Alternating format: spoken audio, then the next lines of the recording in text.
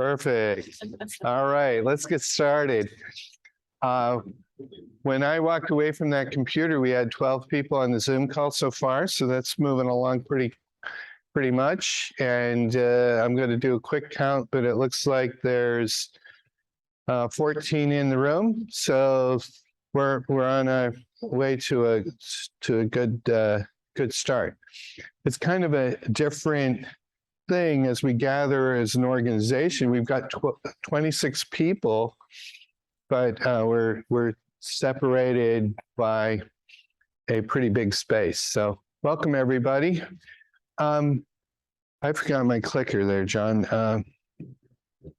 I have a few club announcements and before we introduce our speaker.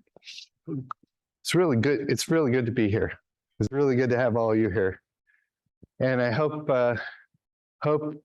you've been out fishing because I have, and it's pretty decent out there. So let's see. It's not going to work. Yeah. All right, you want to tell me when to? Yeah, go ahead and advance. Okay, give me another one. All right. So we will be doing hybrid meetings. We've been doing this this year as a bit of an experiment so that we can gather either through Zoom or here in person. Give me one more click. And I think, and we were talking about this, is we're all learning how to use Zoom now. At first,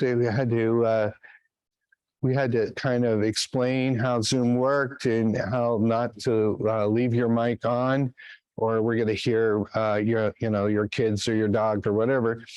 And I think people have learned how to use Zoom now, almost to the point where nobody goes off of mute, and a lot of people take their cameras off. So thank you for that, but please participate. We want this to be a community meeting. So if you are joining us online, I want you to be feeling as much a part of that if you were sitting here at the Legion having a beer with us. Okay. So a few club announcements. This is a big one. Our featured speaker for the year is going to be Jake Vilwalk. He will be every year for the May meeting. We've been doing this for many, many years now. We joined together with NY Trout Unlimited, and we partner and we sponsor a bigger speaker than we could afford otherwise. And we trade back and forth whether they come here or we go there. So this year we go there. Okay, it's in Ithaca.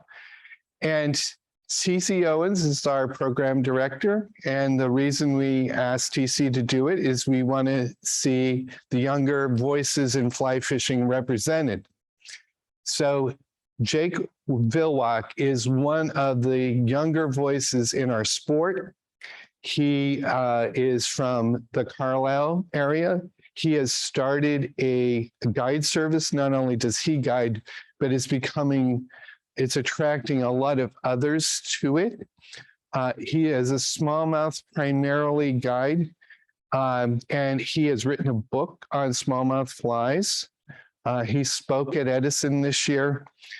He's kind of a rising new voice. So it's that we're trying to target. And so when the team of folks between our club and Leon Chandler got together and said, where should we meet? They decided against the ornithology building where we've met before. And they decided we should meet at Liquid State, which is a cool brew pub. It's near downtown Ithaca. They have a conference room, and they'll actually have beer there that you can buy right in the room. And if that's not a big enough selection, you can go out and get more. You can even get food. So it's a pretty cool venue. That's what you get when you have the younger voices. They end up getting cool venues and cool speakers. So like to have you mark the calendar. If you're really clever, you would have noticed that's not the first Monday of the month. No, it isn't. It's the second Tuesday, because Leon Chandler meets on the second Tuesday, and they get dibs this year. Okay, so mark your calendars to come out. It's on Facebook, and if you want to do the QR code, there it is. Okay, next slide. I will tell you that the last meeting of the year is in June. And we need to move the meeting to the second Monday, because somebody is going to Iceland and it's not Dave Rothler. So as a matter of fact, we have a number of our club members that are going on this trip. So we just decided we're going to move it, and watch for more announcements on where casting night is going to be. It's this is very popular. We hold it every year in this June meeting. Casting tune-up, casting games. That's the whole idea. Cool. Go. All right. So just a quick update on our fly fishing school is we are full. Oh, Is that cool? We are full. Our student registrations are full. The wait list is started. So if you want to be a student, but you're saying, oh, darned it, we missed this deadline, please get on the waiting list, because somebody is going to have a change of plans. Happens every year. I don't know. But you want to talk to Bill and get on the wait list. The whole team is been working. We have, I think there's 15 or 16 on staff. And so we've got the planning well underway, and Bob is collecting flies, if you would, tide flies for the event. I think, Bob, you're set, right? yes, but we always start doing it for next year. Oh, yeah, we can always use flies. So If you got some, let me know, I can get them. cool. All right, so that's on April 22nd. That's kind of our highlight for spring, another of them. Another highlight of the spring is fishing trips. And Bob, we're putting bows on our plans, right? Yep. And we're going to be doing four trips. And one of the interesting things we're going to do is we're going to try a Tuesday evening trip this year to the Cohocton.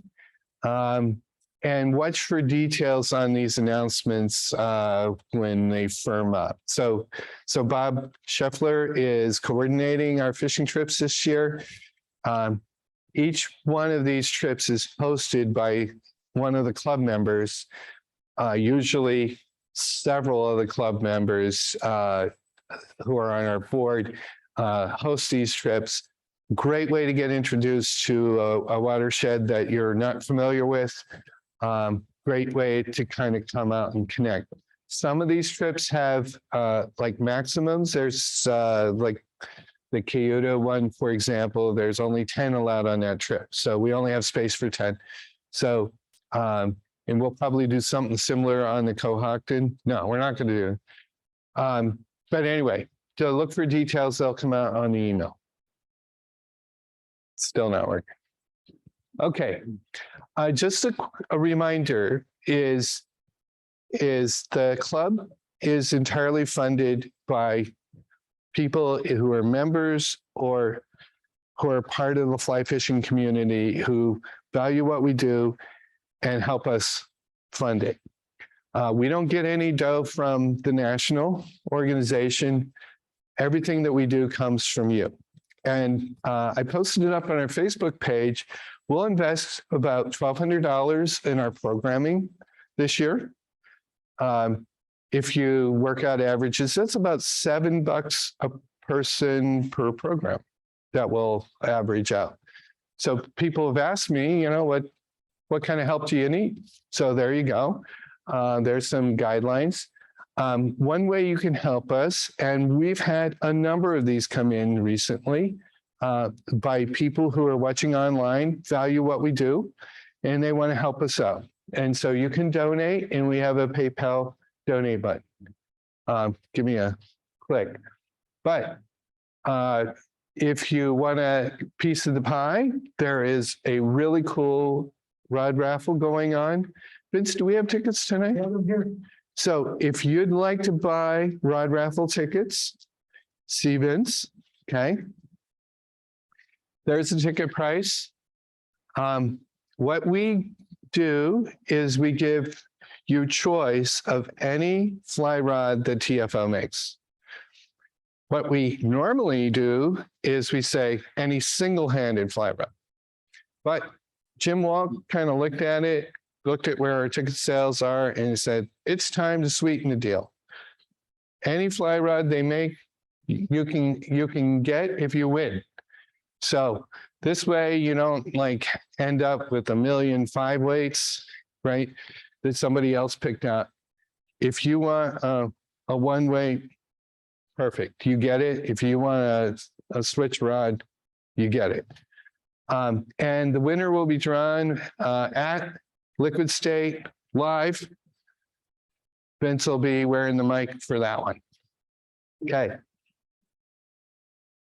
Now I'm going to turn over to Pam Walker, who leads our Women Connect. And I'll let you flip that on. Okay. Yeah. Women's shirts go the other way. Yeah, okay. And the clicker does. How's that sound? We okay? Okay. I'm going to keep this quick because I know you're really all here to listen to what Lisa has to tell us about confidence flies. But I did want to just put in a plug for a couple of things that are going on for women in the club and beyond. We have our second annual Pine Creek trip, which is full this year. So we can't take anyone else. But if you're interested in fishing Pine Creek and would like to get out there, whether it's, individually or on next year's trip, perhaps reach out to me, please. We'd be happy to add you to the list. And then our big annual event for the women of the club is a social event around a pond.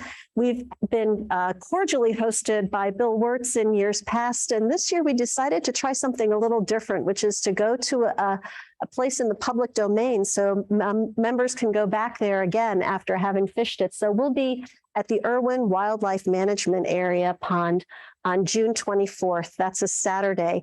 And you'll start seeing announcements about that on Facebook in May. So please stay tuned for that. And, I'm just going to put in another plug for the club trips. They're not men's trips only. These are women's trips only. Sorry, guys. But the other trips that the club runs are open to everyone. And I really encourage the women of the club to get out and give those a try. They're a lot of fun and you'll learn a lot. Okay. Are we ready for the introduction? Okay, it is my pleasure to introduce Lisa Green, who is clearly a great fly fisher. No, seriously, if you've looked at the biography on the website, you know that she grew up fishing in Alabama, but really just got into fly fishing about 15 years ago. And she claims to be obsessed with it. What I'll say is that when people I know heard that she was doing this topic tonight about confidence flies and what's in her fly box, what I heard was, oh, good, because you always catch fish when I can't. So I think we're all really eager to hear what Lisa has to say about that. But more seriously, she's a very capable fly fisher woman. She is an instructor with Casting for Recovery, has been for 7 years.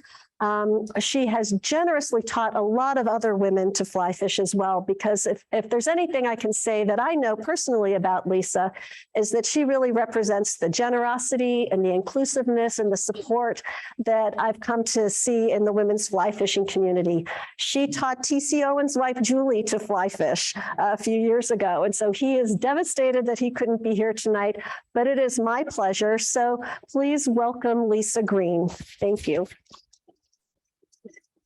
All right. Okay, I did not sanction the use of that picture. That is the goofiest hat that I ever have seen in my life, but that was in Alaska, and we had a great time fishing in Alaska for sure. Yeah, there's a whole rod story. There's a rod at the bottom of Ski Lac Lake in that same trip, but thanks for having me here. Really appreciate it. It's great to see people in person. And we've definitely been meeting back in I'm from Rochester area. So the Trout Unlimited group there has been meeting back in person there. And it's just great to see a community back together. So I'm from the Rochester area. I am the Trout Unlimited State Council representative for Region 8, which the regions roughly aligned to the DEC regions. Would include this area. And then I'm also, as Pam mentioned, I'm very involved with Casting for Recovery. So I've been a fly fishing instructor for them for the past 7 years. And then this year I'm going to take over the retreat leader role. So it's something that I really enjoy doing and love. I will say I have spent most of my career as a corporate trainer. So it's great to be able to get up and talk to people about something that I actually enjoy talking about. So happy to do that. So next slide, if you would. So just a little bit about me. So as mentioned, I grew up in Alabama, spent fishing with my dad on the Tombigbee River, a lot of times crappie fishing, bass fishing from a boat. I moved to Rochester back in 1999 timeframe. Love Rochester area, love the people I've met there. I got involved. I started seeing people waving the fly rod around like that. And I was like, what is that? So I got interested in fly fishing and life has just never really been the same since. I will say that this presentation is going to be more aimed at a lot of the things I've learned in my time fly fishing, aimed towards, beginning to intermediate anglers. And as I'm looking out the room, I'm suspecting we've got some pretty advanced anglers out there, and I know that we do. I've talked to some folks. So I'm going to be looking for all of you to give some input and feedback and some knowledge so that we can all walk away with something that we've learned new tonight. That would be my goals. Everybody could walk away with a nugget, and that includes all the folks online. And please do participate, whether that's by chat or unmuting yourself. So thanks to all the people online who've joined us as well. Good to, I bet some of my pals are online. So thank you for that. By the way, we've got 20 folks on. All right, nice. So what I'll say too is, so this is me fly fishing Owaka Creek, and I've joined the Seth Green chapter, et cetera, et cetera. But what I want to talk about is really on the next slide. Hang on a second. Yeah, a little, somebody thinks. That's all right. When you get there, you'll get there.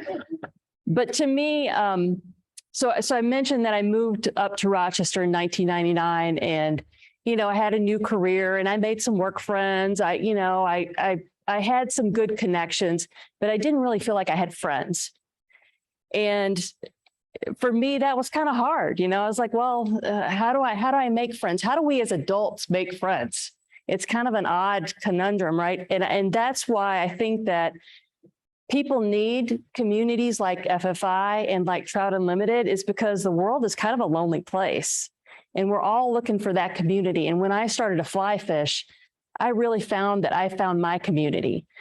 And it's really been a lot to me, not only just learning to fly fish because of the peacefulness that it brings me when I'm out on the stream and I can just put all the thoughts out of my head and focus on that, but also all the wonderful people that I've met, all the really generous people that I've met who've shared their favorite fishing spots or their way to fly, or taught me how to tie on more tippet, all those things that really have built a community.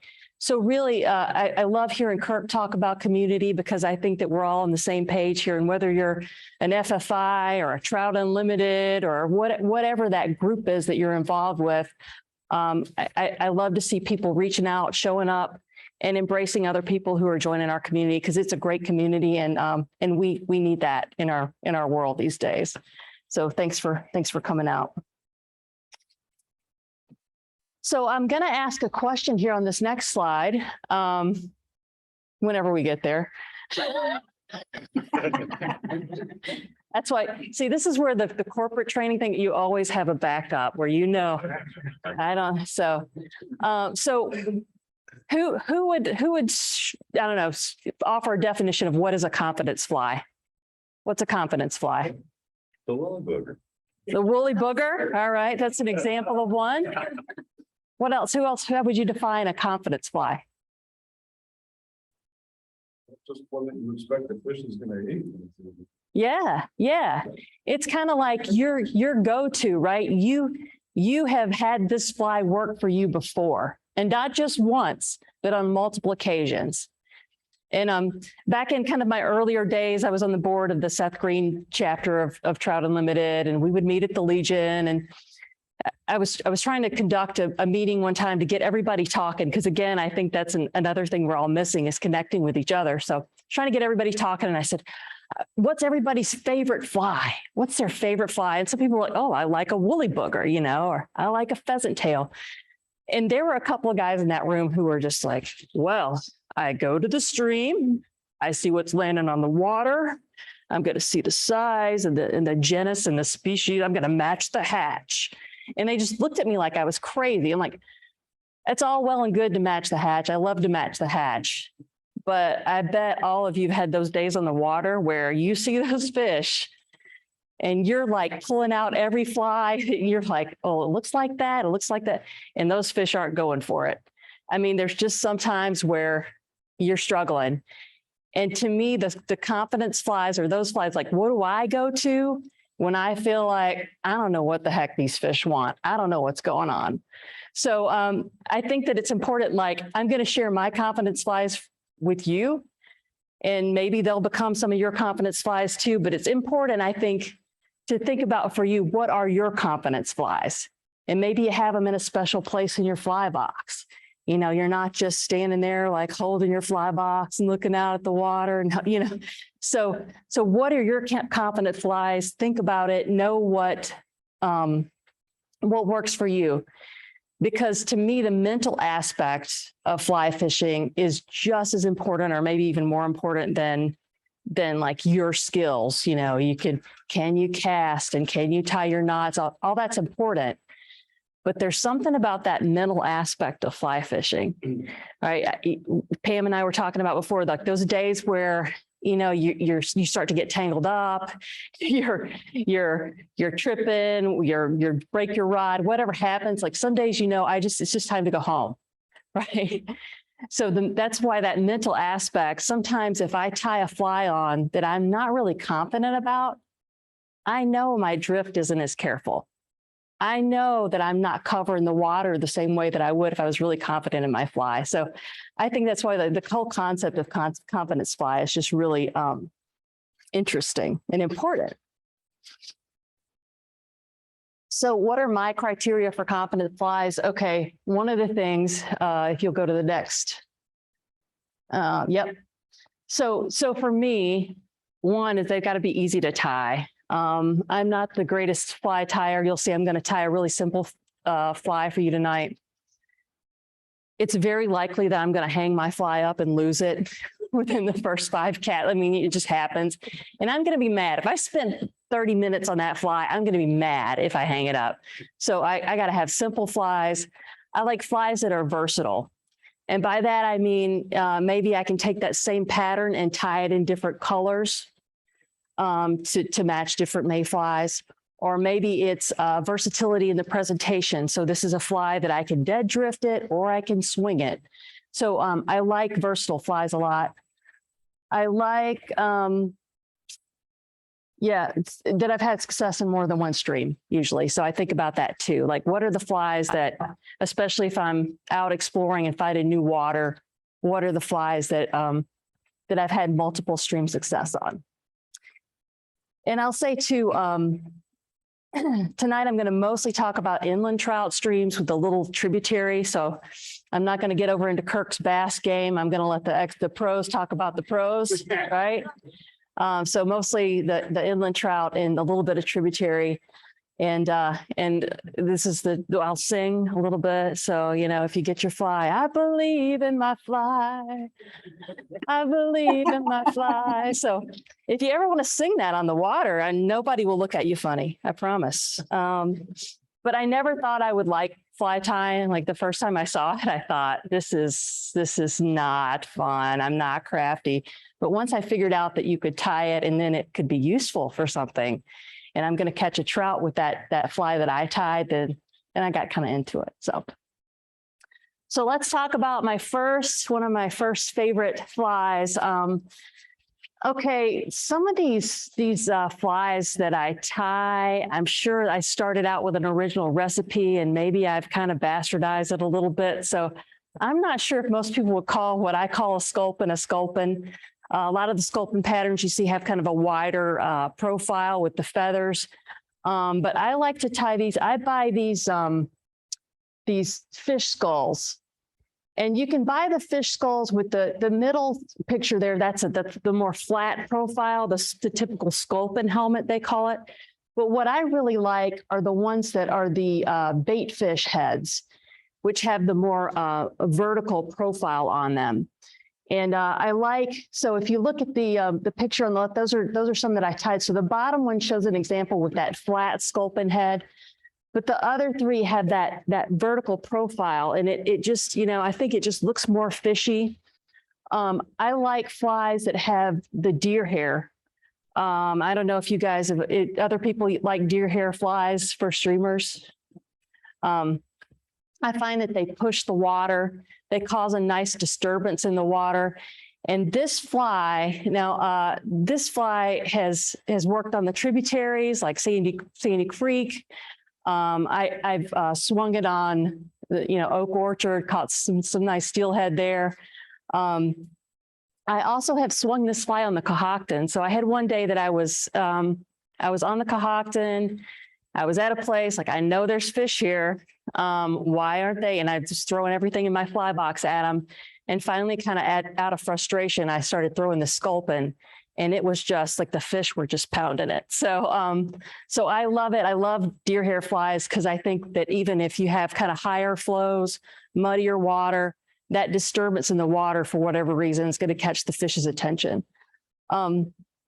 The Friday night, I went over to Owaka. There was some fresh stockies in. The hot water was really high. And I was trying something that was kind of more like a food pellet. I was like, oh, these are stocked fish. They're going to still want something that looks like a pellet. They weren't having it. I switched over to the sculpin. I think the fish were kind of lower down in the water column. So that's the other thing about these fish bait heads is that they really sink fast. So it's a nice pattern. Would recommend that one. Let's see. Oh, and the eyes always fall off of those guys. Like you always start out, you glue the eyes on, the eyes always fall off.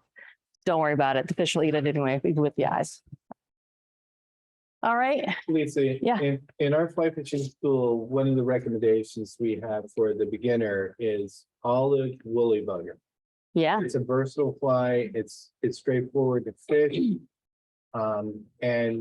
And it seems like it's a fish catcher.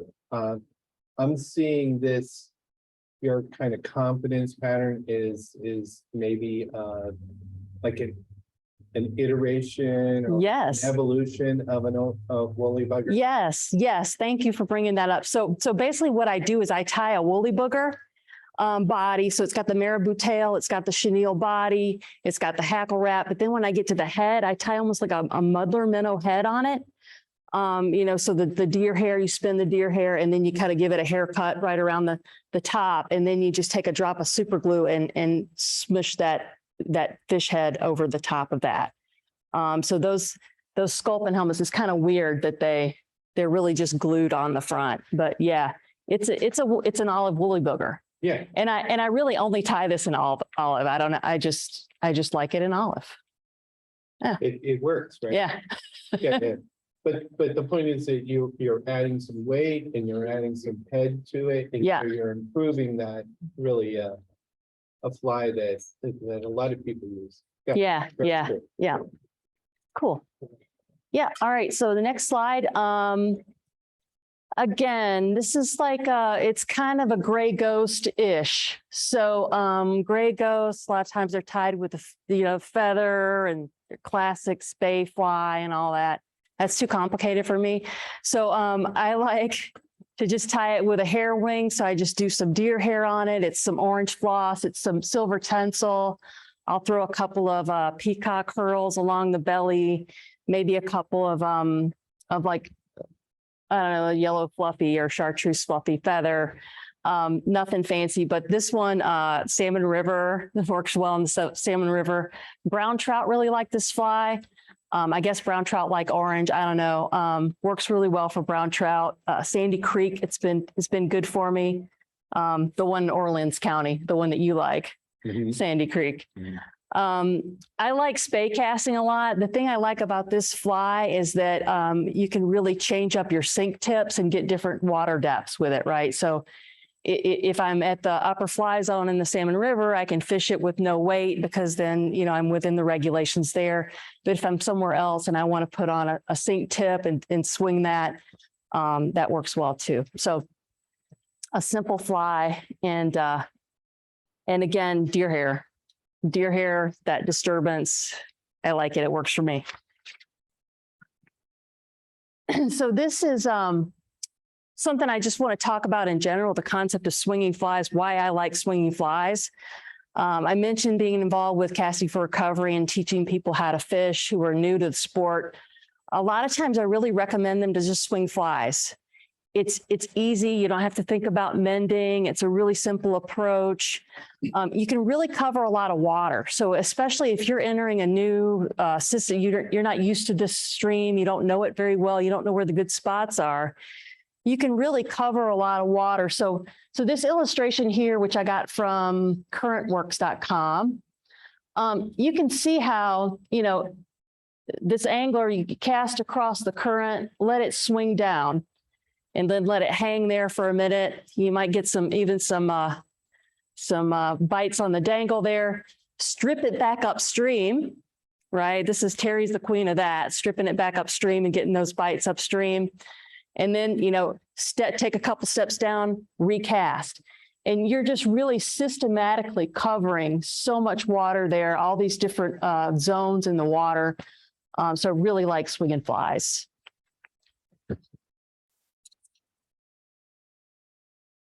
All right, silk wet flies. So several years ago when the New Jersey Fly Fishing Show was still in Somerset, I went to the Somerset Fly Fishing Show. There was a guy there named John Shaner who was talking about classic wet flies and spiders. And he was tying these with these silk patterns. So they're really pretty for one, right? The silk thread, really kind of delicate flies, but they're really simple. So it's a silk body. It's, you can tie them with or without wire, and then just a little partridge soft hackle. And who here already fishes wet flies? Anybody? Wet flies? All right. Yep. So, you can fish 2 of these at a time, 3 of these at a time. Some people fish even 4 of them at a time. I'm not that brave. I would not do that. But the thing about, and the thing about soft hackle flies is they're coming through the water, they're capturing those air bubbles. So that partridge hackle is going to really capture the air bubbles and look more like an emerger. And that's why a lot of these soft hackles are effective. And I've gotten to where most of the time, if I'm going to tie a nymph, I'll just go ahead and throw some partridge hackle around it anyway, because then I can, I can dead drift it or I can swing it effective either way. And what I'll say for folks who have not fished multiple flies at once, tandem flies, if you roll cast them, they're less likely to get tangled. So actually, let's go to the next slide. We'll talk about fishing tandems. So again, I like to fish multiple flies. I do this. I'll fish a couple of wet flies together. I'll fish 2 nymphs together. I'll fish 2 dries together. What I like about like if you think about even fishing two dries together, and I learned this out in Utah, is if you have one fly that's a lot small, like a really small fly, you got a size 20 sulfur that you're trying to fish. I have terrible eyesight, and it's not getting better as I get older. So if you tie a bigger, bushier fly in the front and then tie that off the back, that smaller fly, one, you can pre-tie that at home and not be trying to tie that little fiddly fly on the stream. The other thing is that the bigger fly almost works like a strike indicator for you. So if a fish goes for your smaller fly, you're going to see that bigger fly dip. So I really like that. The only case where I don't recommend fishing tandems like that is if you've got really like low clear water, really picky trout. Sometimes the tandems that, it hasn't just enough drag on your fly that it'll, make them suspicious. But I love fishing tandems, and I do that almost all the time. And I recognize a lot of people fish tandems a lot of different ways, right? So they've got, the Euro nymphing that people do, or check nymphing. For me, I'm kind of lazy. So I like to do what's simple.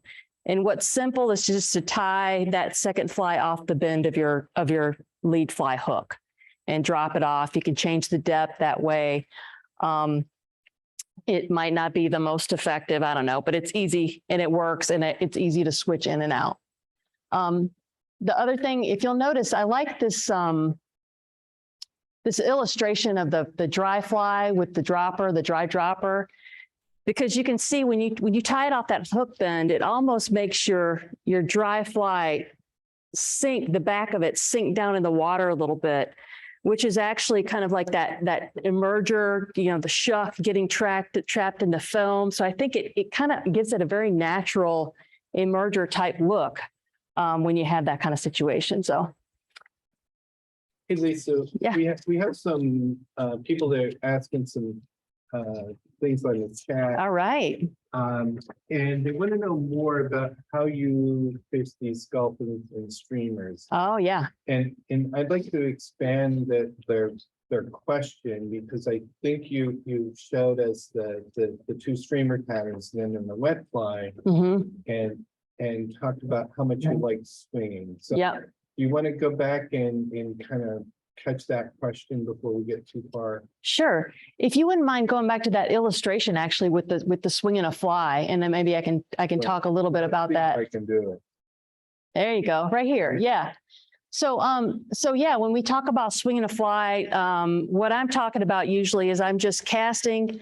Now this illustration shows the person casting slightly downstream. You can do that. You can do a 45-degree quarter.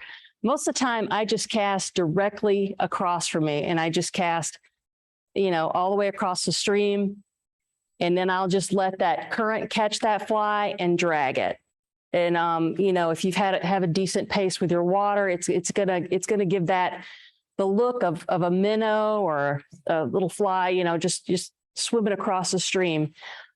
If you've got a really fast current, you can actually cast that and throw a mend in it to give it another minute to sink before it starts to come downstream. But yeah, I think I just mean by that you're fishing and not mending. You're not trying to dead drift it. You're letting it kind of work its way across all the currents. Cool. And for soft hackles, how would that be different, or was it the same?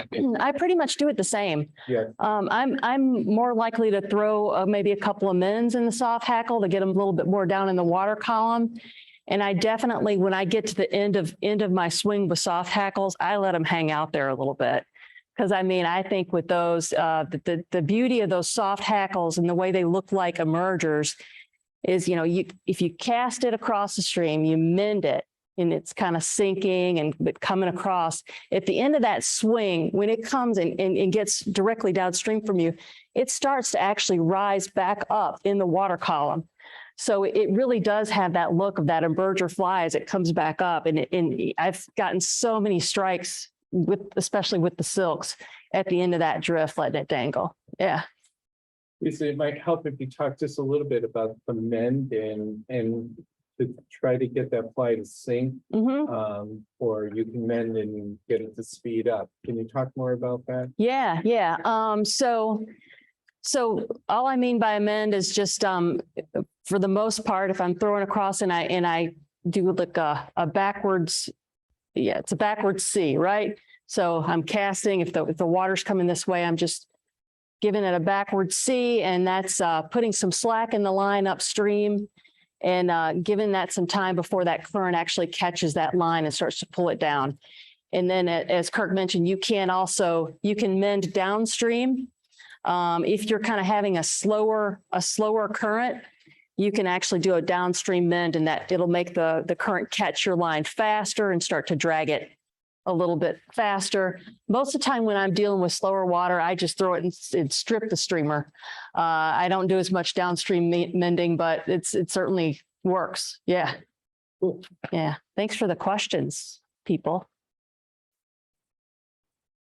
All right. So I mentioned that you could pre-tie tandems while you're at home, especially if you're not wanting to deal with smaller flies or whatever. And my ongoing question is how to store tandems. They're kind of a pain in the butt.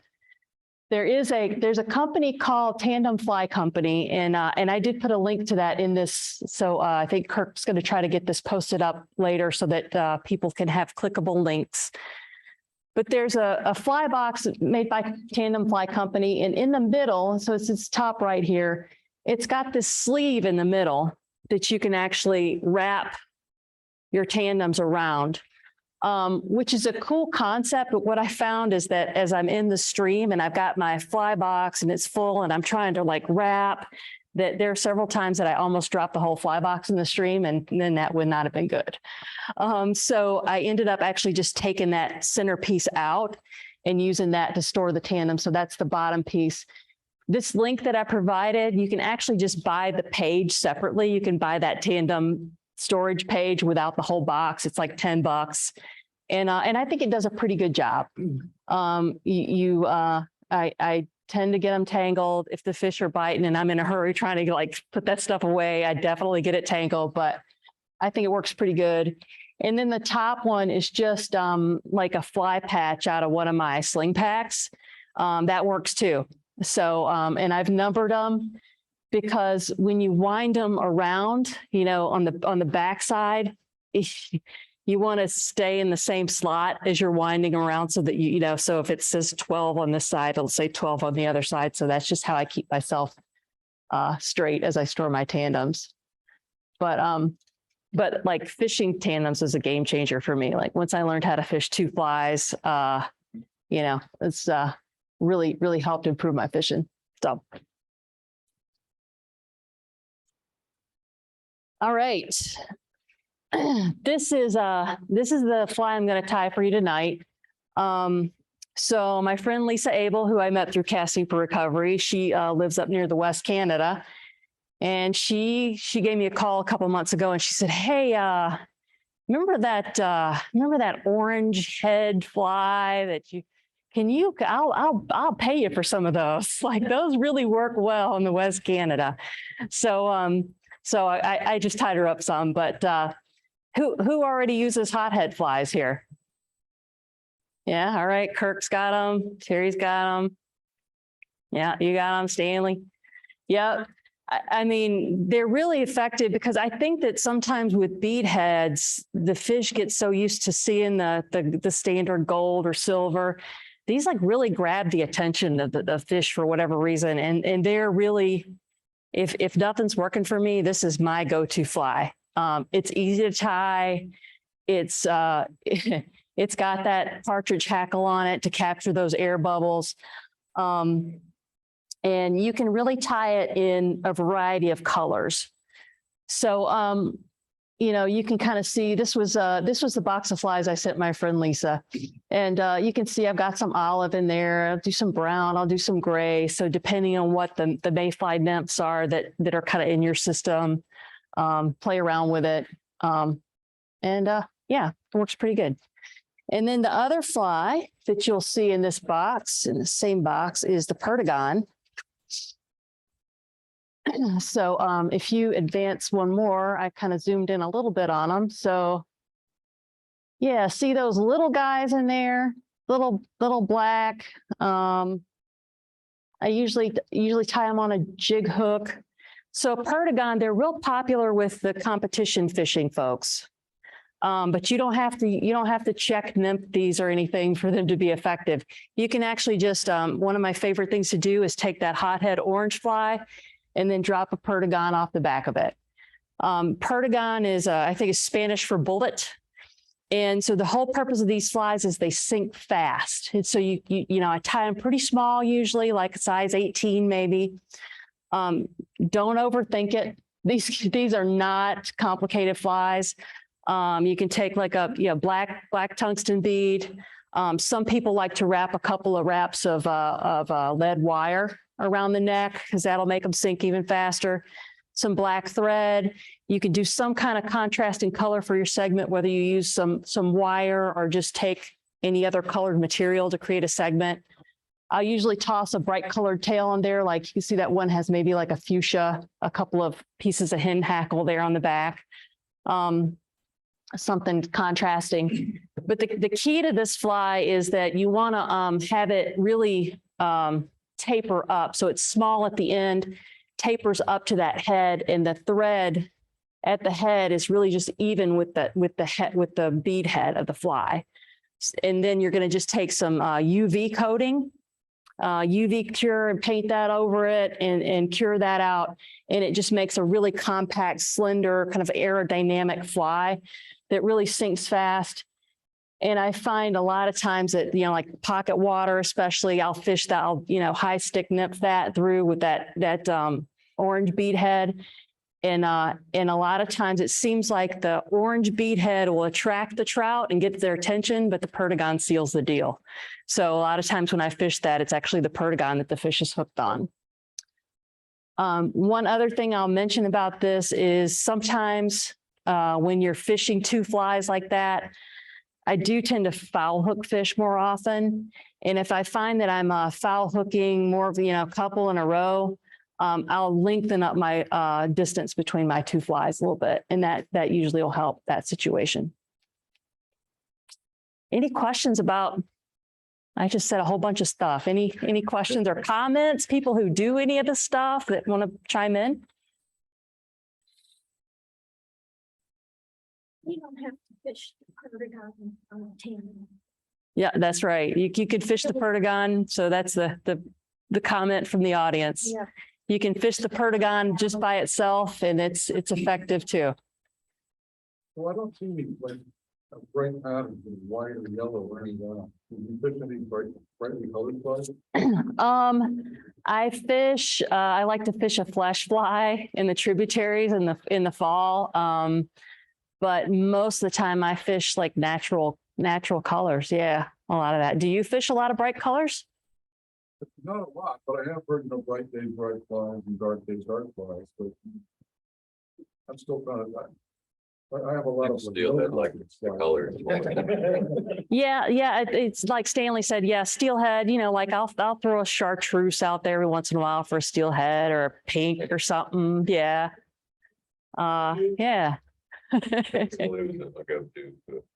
What's that, Pam? Yeah, just to add on to what Bob was saying, I've been fishing with a friend who says she'll always fish a white woolly bugger in a deep hole to see if there's a fish that'll follow, and then she'll change up her rigging to something she thinks it's more likely to take.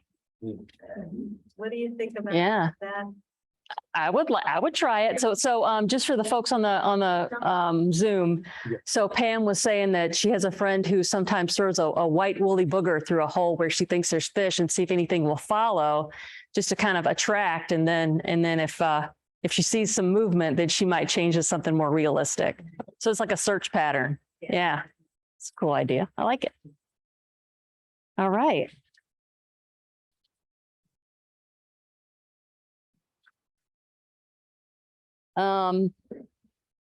This is an oldie but a goodie, right? The pheasant tail. And the only thing I'll add about the pheasant tail, so simple fly to tie, great fly for beginners. So I would say, if you're a beginner in the sport, if you're going to learn two fly, like learn this hothead that I'm going to tie here because it's easy, and learn a pheasant tail because it just imitates so many different mayflies.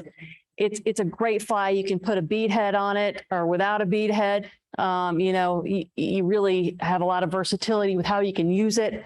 I almost always put a soft hackle around mine now because if I want to fish it just straight like a nymph and high stick nymph it, I can do that, but I can also swing it. And I like to play around with that. Sometimes when you're not really sure what the fish are into, if they were kind of wanting something dead drifting or wanting something moving, you can put on a fly like this, and then you have the option of how you're going to fish it and see if you know, one of the different presentations makes a difference. The other thing is, so my buddy Cal Curtis up in Rochester, he'll probably be mad that I'm sharing his secrets, but he taught me that if you have a non-bead head pheasant tail and you put a drop of floatant on that and drop that off the back of a dry fly and fish it like a dry, sometimes when you got those picky trout and you don't know what they're taking, they will go for that pheasant tail with the floatant on it. So does anybody else know the pheasant tail, heard the pheasant tail with floatant tip before? Yeah.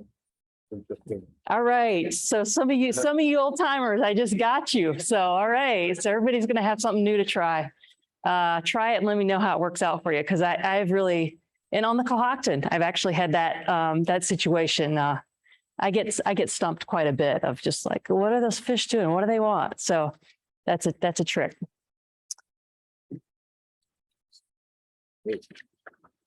All right. So Tom Rosenbauer has out there a list of his, I think it's his 10 favorite flies or 12 favorite flies. I'm a big Rosenbauer fan. He spoke at our Seth Green chapter a while back, and Kirk was there. And he's a great speaker. So, but he has his list of his 10 favorite flies. And so I thought, well, I'm going to try to just tie these flies that Rosenbauer likes and see how they work. I mean, gonna be good flies. And the Sparkle Dun is crazy good. So you can tie it in any of the mayfly colors.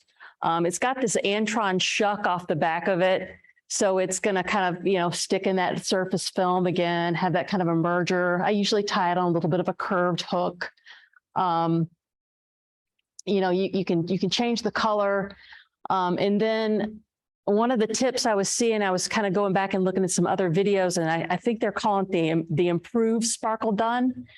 Instead of taking your dubbing all the way down to the tail, you're using a brown thread and actually taking the back section of that.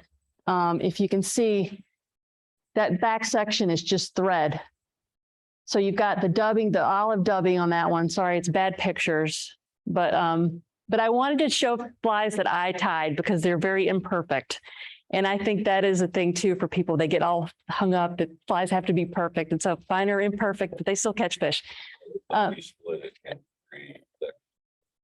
Yeah. So you've got the Camber Dun, you know, the deer hair wing. You've got some olive dubbing there. And then in the back there, you've got a section of brown thread. And again, it's going to give you that sink down in the film, kind of make that trout think that mayfly is kind of struggling to get up out of the water. And that's going to be tasty, right? In the Antron shuck, sometimes I'll dye that with a little bit of a RIT dye, like I'll get some amber dye and dye the shuck a little bit. But and I have a video. That's when I have a video link to the fly tying for. So I love this one. We go down when it gets too hot in the summer. We'll go to like Grout Brook or Cold Brook. Do you guys know those down there? You can go down. The water's still cold. You can catch little like fun little rainbows and not feel bad about it because the water's like still below 60 degrees out there. So, but that's a fun fly for that. And then, yeah. What's the dry fly dubbing? How's that different than this? What's the dry fly dubbing? Yeah. Yeah. So I'm really glad you asked that because when I first started tying flies, I didn't know that there was a different kind of dubbing for dry fly versus nymph. So there is, I think people tend to use more like, I use like possum, Australian possum or just possum for a lot of my nymphs. versus I think a lot of the dry fly is like more, like they have like a dry rabbit or beaver, right? So, some of them will say dry fly dubbing when you buy it on the packet. So yeah. Anybody who knows, like, who's good, a dubbing person who can add more to that conversation? Well, yeah, right. Yeah. So, but yeah, I'm glad I'm not the only one that didn't know that about the dubbing. All right. Cool. Anything else? Nah. All right. Okay, elk hair caddis is the next one. Which is probably my favorite dry fly. Are we stuck? We've got an interesting red line. Yeah, The red line doesn't come on the caddis. It's sans red line. we're trying to figure out. Anybody know? I can't, It doesn't matter. It's fine. okay. So elk hair caddis, like really another classic fly. You can tie it with deer hair instead, doesn't matter.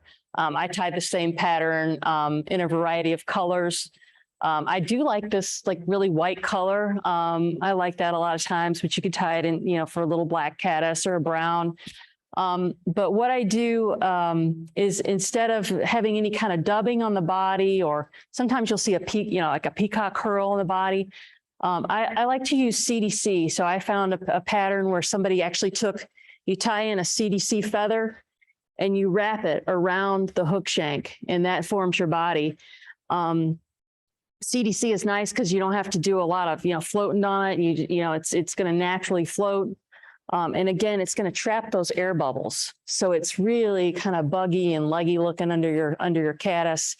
For a long time, if I was fly fishing and I didn't see any fish rising, I wasn't going to put on a dry fly. Like, who does that? There's nothing rising. They're not eating on the surface. I'm not doing that.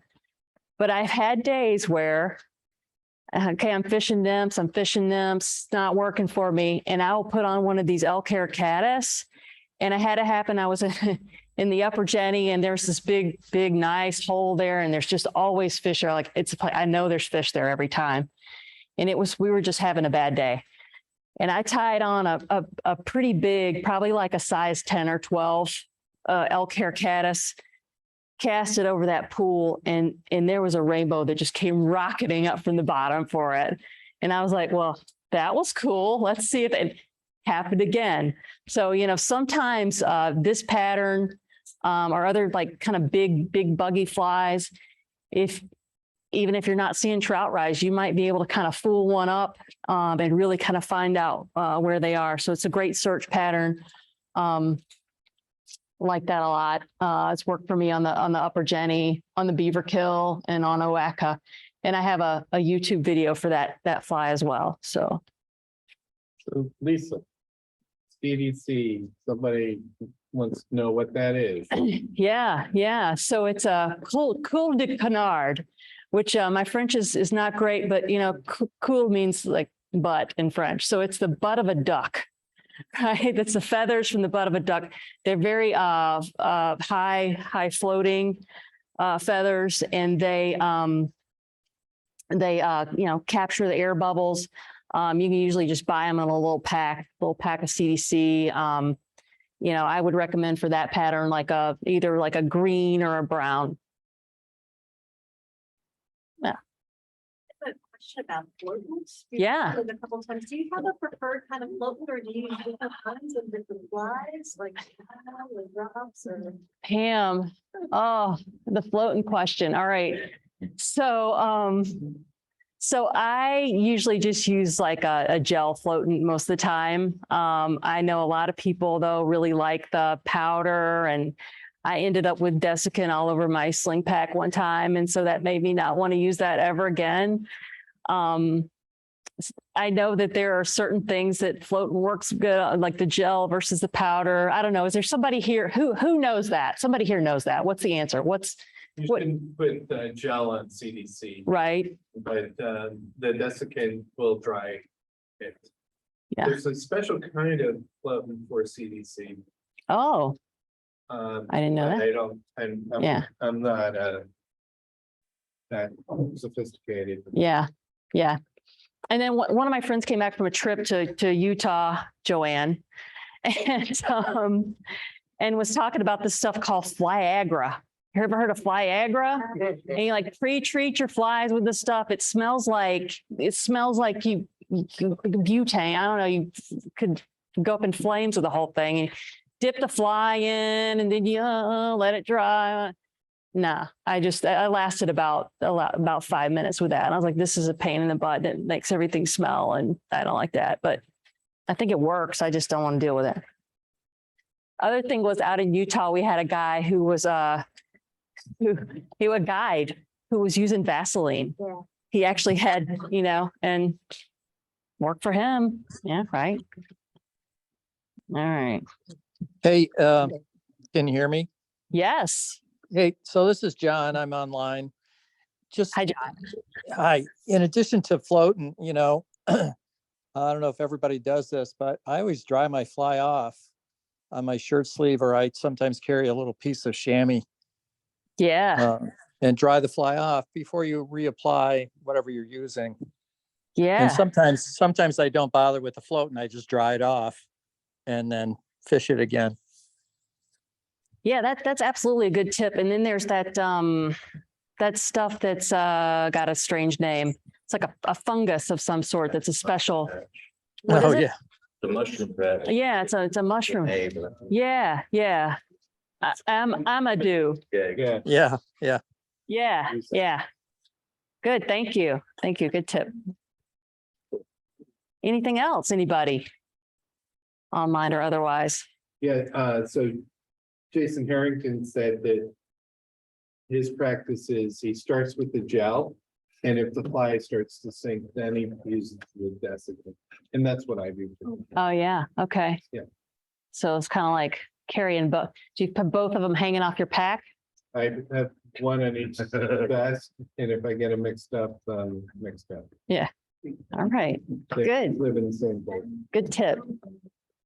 All right, and then I'm gonna throw in here a fly that I don't tie, which is the next one. It's a foam grasshopper. I do tie foam grasshoppers, and I've caught smallmouth with them or whatever.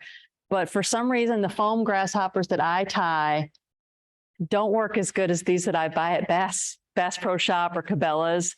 The Rainey's Grand Hopper. That thing catches fish and big fish. Usually it's more summertime, right? It makes sense. We all know hoppers are very popular out west, but they can work here too. And that's another situation where, I've seen rising trout, not knowing what they were looking for, couldn't figure out what mayfly they wanted or whatever the heck, and put on one of these guys and it helped me out.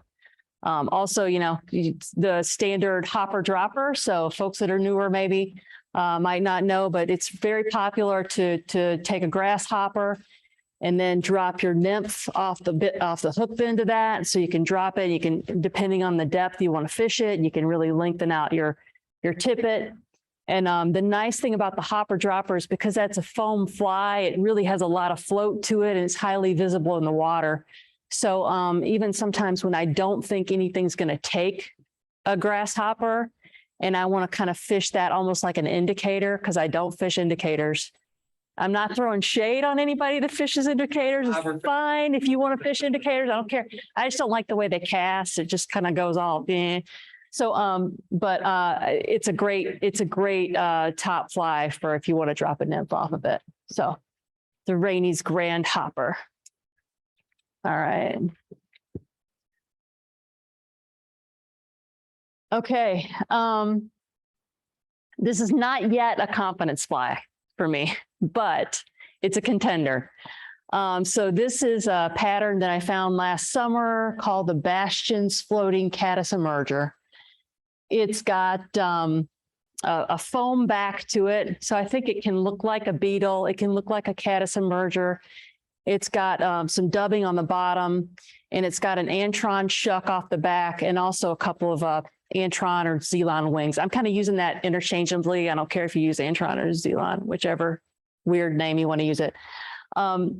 But this one, I took some of these to Oaka Creek in the fall, and they were really crushing it. So this is my new contender fly. I put the link there if anybody else wants to tie it and try it. Would love to hear back from any of you folks who want to try that and let me know how it works for you. So, so while I always have my confidence fly box, right, I'm always kind of just, I like to experiment. And especially if I'm having a day where I've caught fish, like I've kind of taken the edge off, like, all right, I've caught some fish. Let's play with some things. And so, you know, I think it's a fun thing to do. You can kind of build your variety of flies by doing that, you know, trying something new. So give that one a try.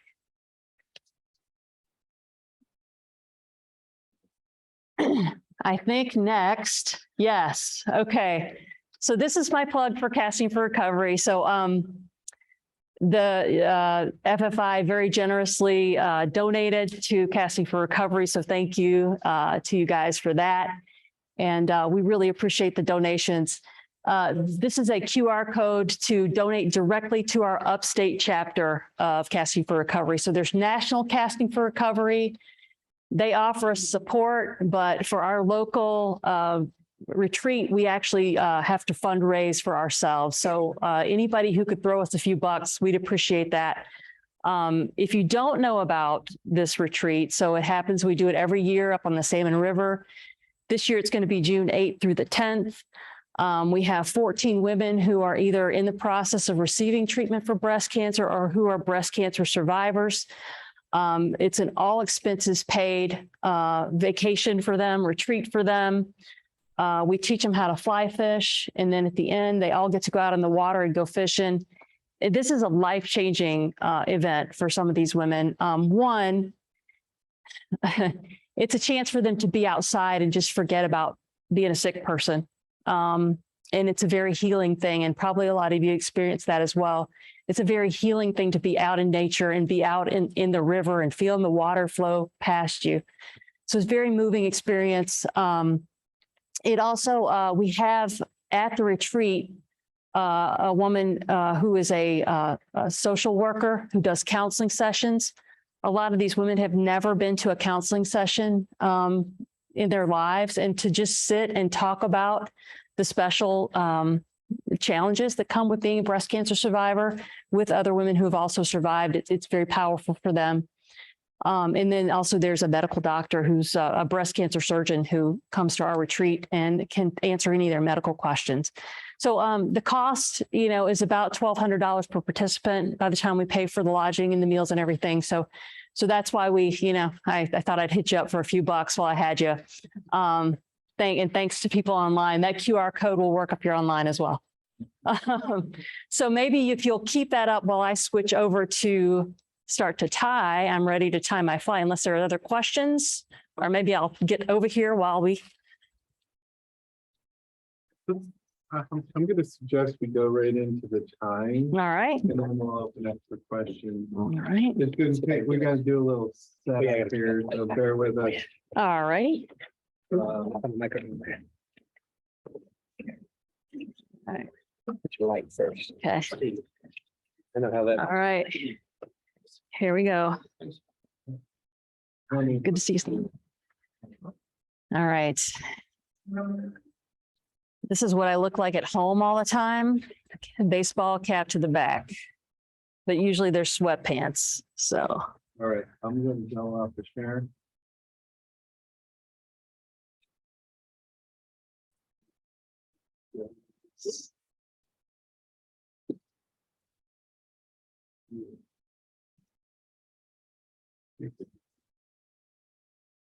All right, we're still getting that good. Okay, so this was when too, I wanted to kind of go around the room and see if other folks were willing to share what their confidence flies were. What's your favorite confidence fly? Yeah. I've got so many, I gotta say the hair's here. Hare's ear, bead head or non? What's that? Hare's ear with a bead head or not? Nah. Without the, okay, all right. Very good. Both ways. All right, so we got a vote for the hare's ear. What about you? What's your favorite confidence fly? Pheasant tails, I like white sauces. Yeah, white zonker. Where do you use the white zonker for the most part? Your tributaries. Okay, steelhead? All right, nice. I like it. All right, what about you, Pam? You know, I got a lot of luck with the copper john and a dropper. Okay, Pam says she loves the copper john on a dropper. So that's good. All right. If anybody online wants to chat in what their favorite confidence fly is too, we'll get them. Do this. Mm-hmm.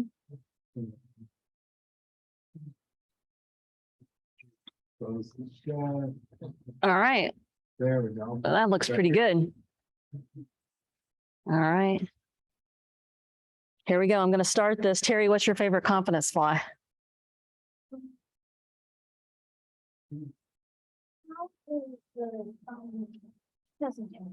All right. Used to be the hair. There's a vote for a pheasant tail and a hare's ear. They're both good. All right. So let's see, where can I hold this where people can see? I'm just using a fire hole sticks. I like these barbless hooks. It's a clink hammer, size 16. If you buy the fire hole sticks, I think they're actually kind of bigger than what their sizing is. The sizes seem kind of big to me. So to me, like a 16 of this seems almost like a 14 in other hooks. And then I like they have the stones as well. So this is just a tungsten bead in orange. You can see you right there. Ah, okay. All right. All right. Okay. All right. And I'm just using a rusty brown thread. It's like a 6/0 thread. And I've just already got my bead here loaded up on my hook. So did you say it's not brass bead, Lisa? It's a tungsten. It's a tungsten. Yeah. Are there times when you'll go brass or tungsten, or do you use tungsten all the time? Tungsten all the time, Yeah. pretty much. Yeah. Mine get confusing. Yeah. I mean, either if I don't want it to sink, I just use a smaller one. I mean, if I use a smaller, if I don't want it to sink as fast or without a bead. Yeah. So, yeah. Yep. Of course, if you started tying 30 years ago, you have a boatload of brass beads, so you don't know what to do with. I would still use them. I'm cheap like that. If I had them, I would use them. Yeah. I'm just using some silverware. Sometimes I'll use brass, copper wire, gold. You can kind of just use whatever floats your boat. I'm just going to tie that in. Any particular size of wire, Lisa? For this, I usually am using the brassy size, or I'll use a small sometimes. This is a small wire, smaller brassy. So I've just got that tied in, secured in there, and kind of take it back to the curve here where it's kind of curving a little bit. Let's see, I think it's kind of- I got some possum dubbing. All right, so show if we can. possum. If you can read backwards, it says awesome possum. It's like, Awesome possum. All right.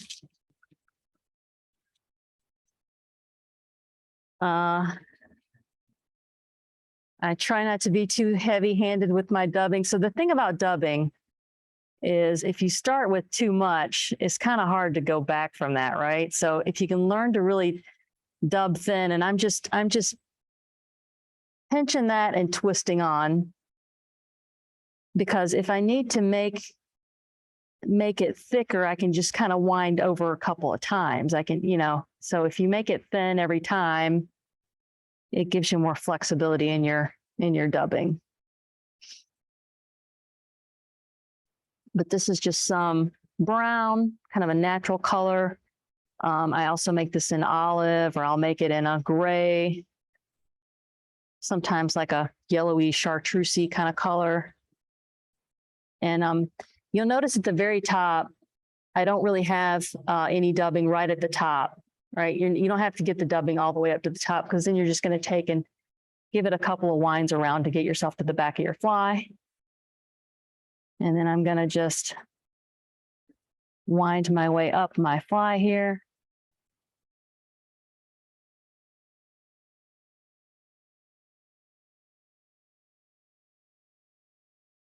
And up here at the top where I want it to start getting a little bit fatter, I might wind over itself a couple of times just to give myself a little taper up.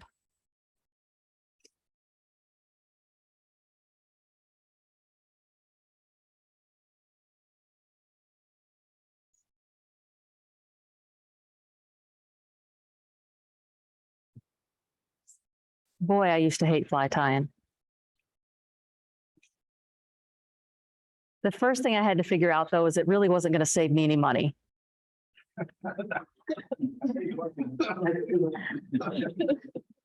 When you're tying thinking that it's going to save you money or save you time, you're wrong, and you got to get over that. But if you're thinking that it's going to be relaxing and you're just going to enjoy it and take your time doing it, then that's the trick. All right, so I got a nice little body there, and then I'm just going to take, usually with my wire, so I'm wrapping away from me with my thread and my dubbing, but usually with my wire, I'm going to actually bring it toward me and counter wrap. I hear that's supposed to make your flies more durable. Rumor has it. All right, and then I'm just going to kind of wrap on either side of that wire and get it nice and secured. Now, all those guys on those fly tying videos, they talk about helicoptering off their wire, and they're like, that doesn't work for me. I just got a pair of wire cutters, and I just clip off my there. And then we have our secret ingredient, which is the partridge hackle. Here. Okay. So I'm going to pick out a feather. Off the neck, so I buy the whole partridge skin. Oh, this is really not going to work. That's fine.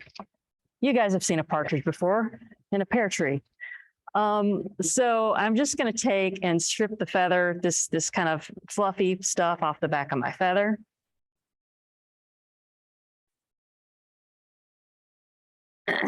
And then I'm going to take the feather and hold it by the very tip of the feather. This might be a good one. This one, if I can get here. Yeah. All right. And I'm just going to stroke the fibers back from that tip. You guys, I don't know how people do it online. I don't know how they do that. Hold it. But anyway, I'm stroking the feathers back, and I've just got it by the tip here. Hopefully everybody can see that. And then I'm just going to take the tip with my tie-in scissors. It's backwards. You're doing good. All right. And oh no. And then I'm just gonna give it a little trim here. And I like to just kind of trim some of those barbules off and make a good anchor point for my fly. And you can see that feather's it's got a curve to it, right? So I'm putting it curved side down on top of my fly.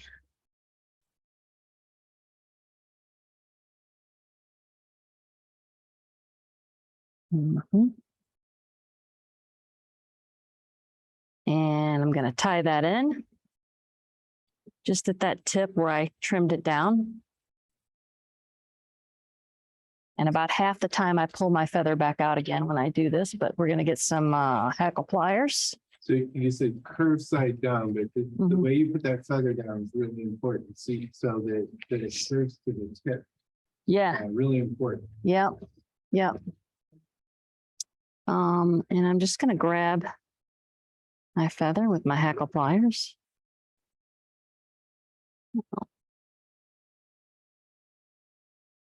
I broke the tip off when I was stripping off the fuzzy stuff. All right, and then I'm just gonna wind this around just a couple of times. Like I try to do sparse hackle on it. And you can kind of stroke the fibers back as you bring them around. Okay. And then I'm just going to lock that down. First things first is just to get the feather secured in there, and then we'll worry about the way the fibers are going. So I'm going to clip that off.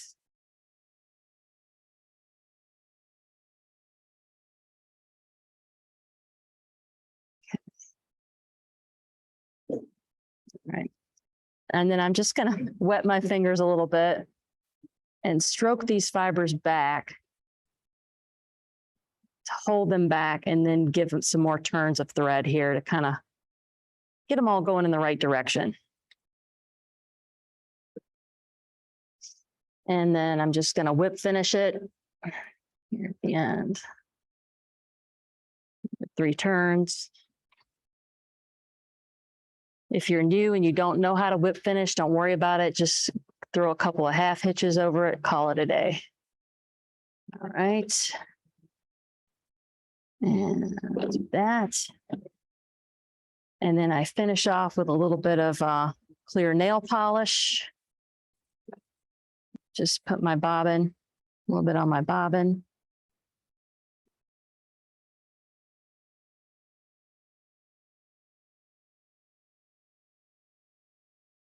But super simple fly to tie, doesn't take long, takes even less time when I don't have an audience. And very effective. So simple, would recommend that one. All right. Who else wants to share what their favorite confidence fly is that we haven't gotten to yet? I have a question about the hackle. Oh, yeah. I've seen some people tie it in stem first and some people tie it in dip first, like you do. Is there advantage one way or the other? The reason I tie it in the way I do is that the at that tip, the stem is actually more slender and less brittle. You can tie it in the other way. I just find sometimes that thicker part of the stem might be a little bit more like hard to wind, or it might break more often. Yeah. Any other questions, or what's your confidence fly that you wanted to? Still learning. All right. That's good. That's a good answer. What about you? Do you have a favorite fly? Definitely flashback pheasant tail. All right. Yeah, I mean, that's a nice thing about the pheasant tail too, is it's got so many variations. You can do the flashback. I don't know if anybody's ever heard they make them, they call them Quasimodo style, where instead of like a long shank hook, they're more of a short curved hook. I don't know, then Yeah, generally how I tie every time, my go-to. yeah. All right. So Someone's.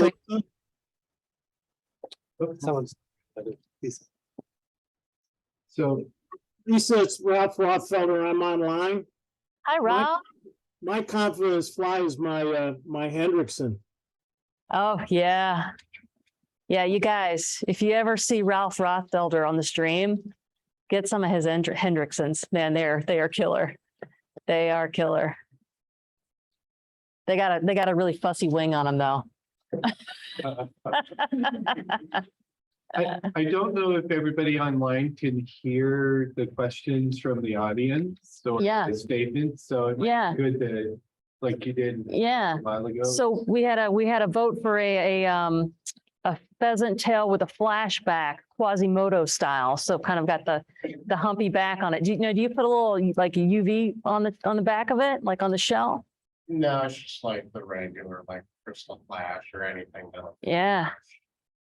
I like when I tie the humpy style, I put a little drop of that UV resin on the back. And it almost makes a continuous back from that bead head to the, to the back of it. And it looks kind of nice. Yeah, thanks. Anybody else over here wanted to chime in with a confidence fly? I'd probably say it's like the olive woolly buggers. Yeah, olive woolly booger. It's Yeah. always good. Nice. Hi, Lisa. Hi, who is it? It's Bakes. Bakes. You already know my confidence fly, right? Mop fly.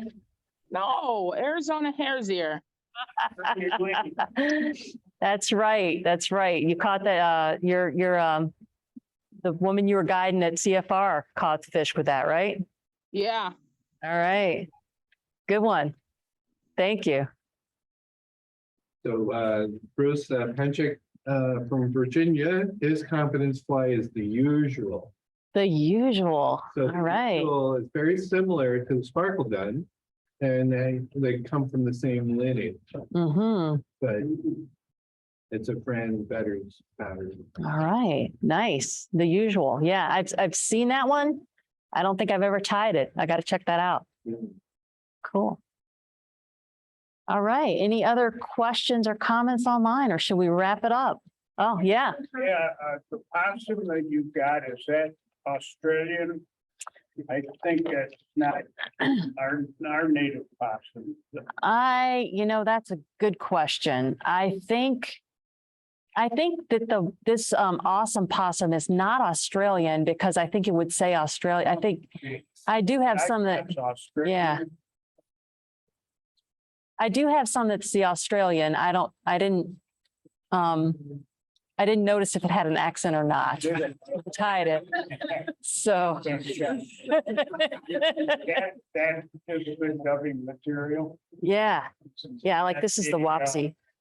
Partridge you got is that Hungarian. Hungarian partridge. Yes, it is. I've used regular native partridge that I shot myself. All right. Nice. And what about you shoot local pheasant as well? Oh, yeah. Yeah. Yeah. Cool. All right. Good. Lisa, I have a question. Yeah. Larry from Buffalo. Excuse me, when you tie your soft hackle, do you sometimes trim off one side of the feather and to make it more sparse? I do not. Is that a good trick? Well, a good friend of mine always does it because he says, how many legs does a fly really have? So. Yep. Yep. And one other quick question, when that tandem storage, does that, when you tie those up sooner, does that mess up your soft hackle and your hackle on your flies when you're storing them? It probably does a little. Okay. But like, I'll go back to my earlier statement. I'm kind of lazy, so I don't worry too much about that stuff. Okay. Well, thank you very much. Thank you. We have some other questions. The fish makes me more- Kind of those beans, the orange, sometimes they chip. Yeah. They chip so they're about white and then it's trash. All right. So the question from the audience, Terry, is about the tungsten beads that I have. So these fire hole, they're called stones. I do find that the paint chips off of them. I find that they still fish fine. Even if the paint's chipped. And there's something about a fly that's been chewed on. I don't know, like there's sometimes like if you have a fly that's been chewed, the fish really like that. So yeah. Does anybody have like a tungsten bead head that they like that doesn't chip? I think a lot of painted ones are baked on the chip, but the plated ones don't chip. Okay. The rib lips ones make chip a lot. Yeah. Plated ones don't. Yeah.